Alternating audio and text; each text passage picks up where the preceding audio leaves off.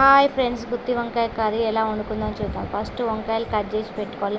ఆ తర్వాత ఆనియన్స్, పచ్చిమిర్చి, టమాటో, పచ్చిమిర్చి పక్కన పెట్టుకోవాలి. పల్లీలు వేయించుకోవాలి. పల్లీలకు ఒక దాల్చిన చెక్క, 2 యాలకులు వేసుకొని బాగా ఫ్రై చేసుకోవాలి. రోస్ట్ అయ్యేంత వరకు ఫ్రై చేసుకున్న తర్వాత అది ఫ్రై బాగా రెడ్గా అయ్యేంత తర్వాత తీసి పక్కన ప్లేట్లో పెట్టుకోవాలి.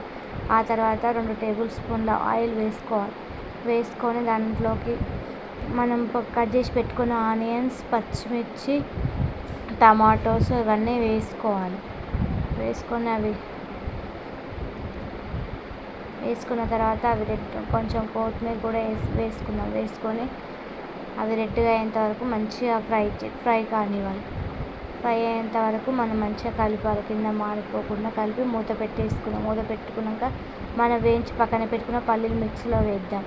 ఆ తర్వాత ఈ టమాటో ఇవి బాగా ఫ్రై కానివ్వాలి. రెడ్ అయ్యేంత వరకు ఫ్రై అయితేనే బాగుంటాయి, లేకపోతే పచ్చి వాసన వస్తాయి. మంచిగా ఫ్రై అయినాయి. మూత చూస్తే 10 మినిట్స్ తర్వాత మంచిగా ఫ్రై అయినాయి. టమాటో, పచ్చిమిర్చి మాడిపోకుండా ఉండడానికి కలపాలి. మనం ఒక్కొక్కసారి తీస్తూ కలపాలి. మంచిగా ఫ్రై అయిన వాటిని తీసుకొని మనం మిక్సీ జార్లో వేసుకుందాం.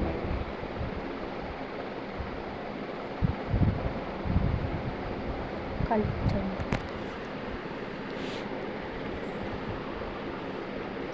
మాడిపోకుండా కలుపుతూనే ఉండాలి. కలిపిన తర్వాత తీసుకొని మిక్సీ జార్లో వేసుకుందాం. అవి ఫ్రై అయిన పల్లీలు, పచ్చిమిర్చి, టమాటా ఇవన్నీ ఒకసారి మిక్సీలో వేసుకుందాం. మళ్ళీ కడాయి పెట్టేసి దాంట్లో 4 టేబుల్ స్పూన్ల ఆయిల్ పోసుకుందాం.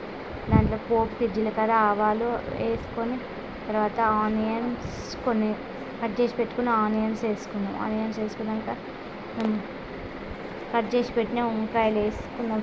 ఆనియన్స్ బాగా ఫ్రై అయిన తర్వాత కట్ చేసి పెట్టుకున్న మన వంకాయ ముక్కల్ని వేసుకుందాం. వంకాయ ముక్కలు వేసుకొని కొంచెం టేబుల్ స్పూన్ పసుపు వేసుకుందాం. కొంచెం అల్లం వెల్లుల్లి పేస్ట్ వేసుకుందాం. 1 స్పూన్ వేసి కలిపేసి బాగా మూత పెట్టేద్దాం. 10 మినిట్స్ వరకు మంచిగా అల్లం వెల్లుల్లి పేస్ట్ వేసేసి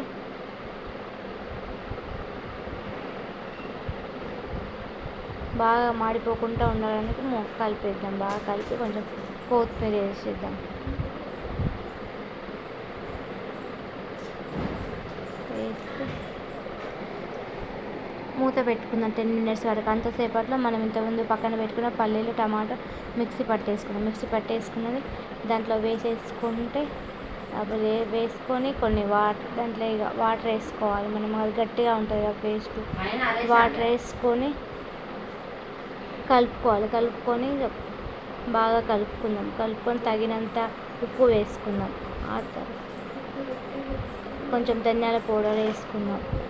కొంచెం కొత్తిమీర కలిపేసి బాగా కొత్తిమీర చల్లుకుందాం. పైనుండి కొత్తిమీర చల్లేసుకొని వేడి గుత్తి వంకాయ కూర రెడీ.